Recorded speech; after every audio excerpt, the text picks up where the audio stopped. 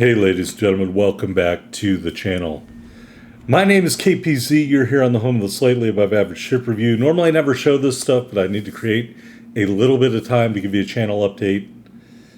First and foremost, I did upload the full match of that fucking loser, Google Cat 2014 or whatever his name was.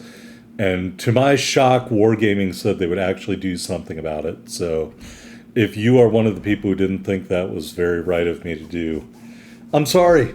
I don't play this game to have people ruin my experience. You shouldn't want people to ruin your experience in this game. So sorry, not sorry. Hopefully that player is removed.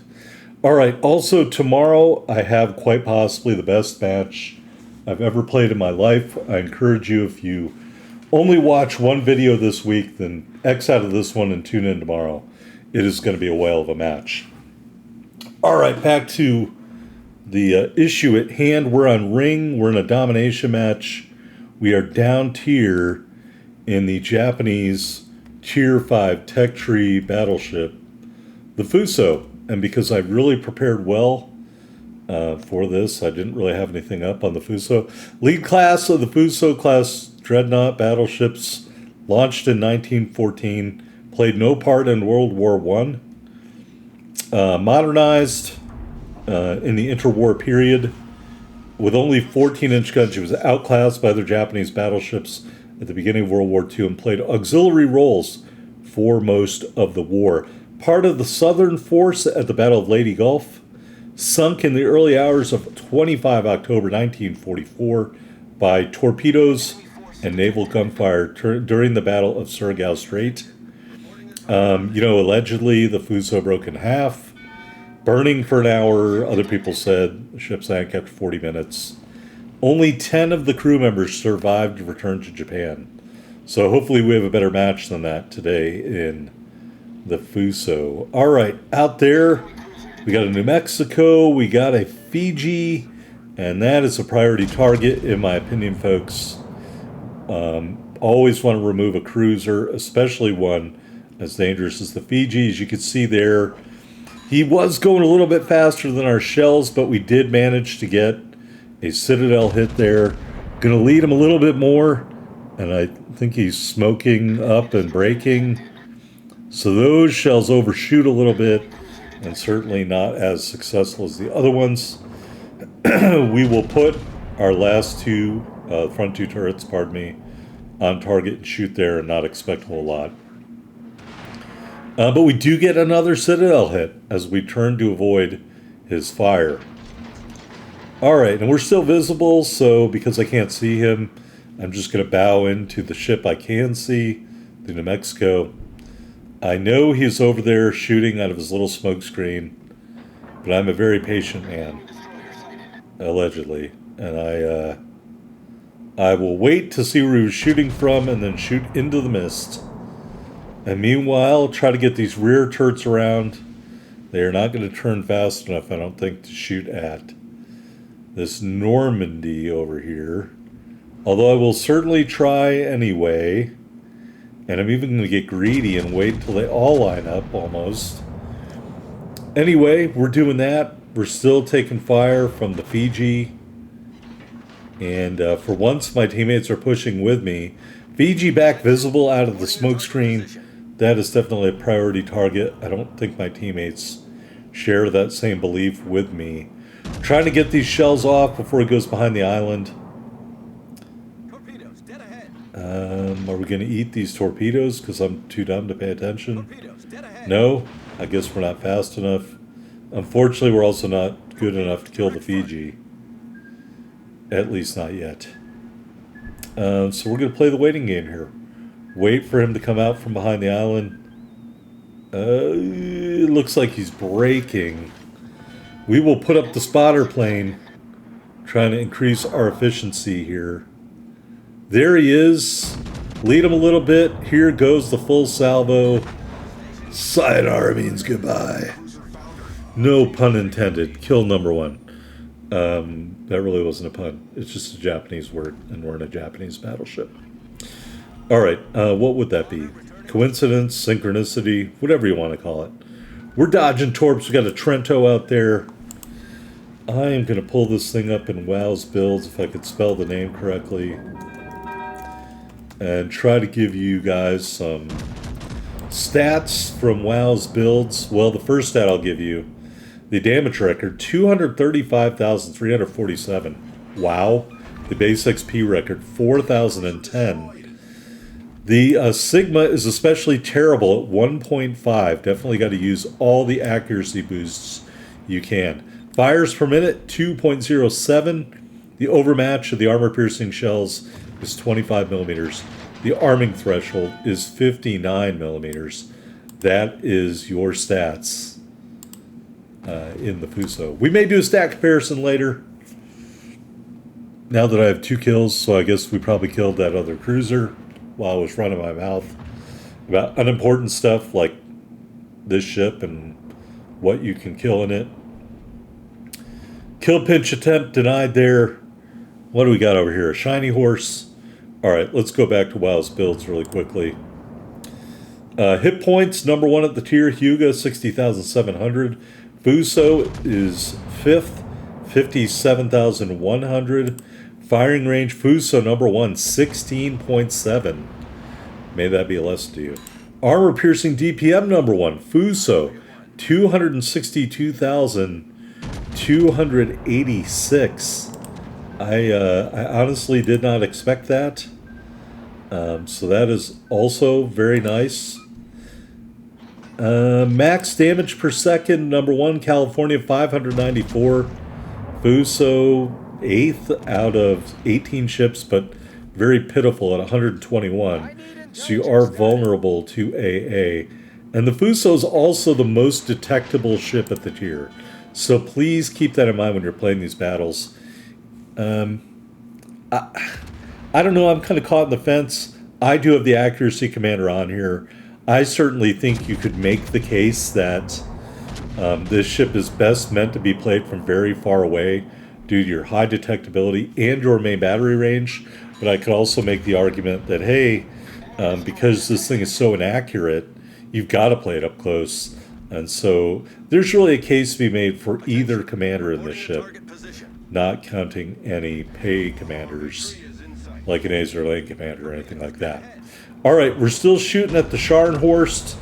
We do have the accuracy commander, Takeo Takagi, no relation. He is lined up there.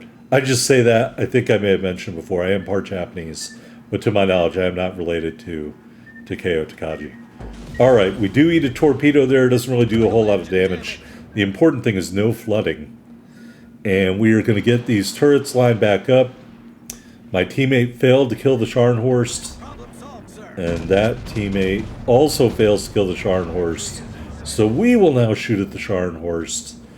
And we will finish off the Scharnhorst for our 3rd kill. All right, our team is crushing the enemy team. I would have loved to bring you a better game here in the Fuso. However, you just saw some long-range gunnery. You've seen some devastating stuff put on by this ship. Well, there's 1 ship left on the board. We got that high explosive loaded up. We're turning to get our turrets on target, as they say in France, or target everywhere else. We're getting that reload. He has not given us a great angle. It does not matter. There it is, folks. The coup de grace as we finish off the game. All right. I'm not a big fan of the Fuso. Okay, here we are on the victory screen. 4 big kills, 4 big hits to Citadel, 81,443 total damage. We ended up with just 219,452 silver. A really pedestrian effort. 2288 base XP, 4 big kills, down tier. I'll take it. I think it held in pretty well for itself. All right, because I forgot to do this part after that match, hoping I would get a better one. Here we are in the port. Aiming system mod 1 and damage control system mod 2. The Fuso is fully upgraded. We didn't get a better match, so spoiler alert, that's the best match. 3 charges of the repair party and 3 charges of the spotter plane, a must if you are running the ranged build commander. All right, Epic Battle Booster for more main battery range and movement speed. Got the standard permanent camouflage and the 2-year strong flag. All right, moving on to the specs. 57,100 hit points and a 34% torpedo damage reduction with our build.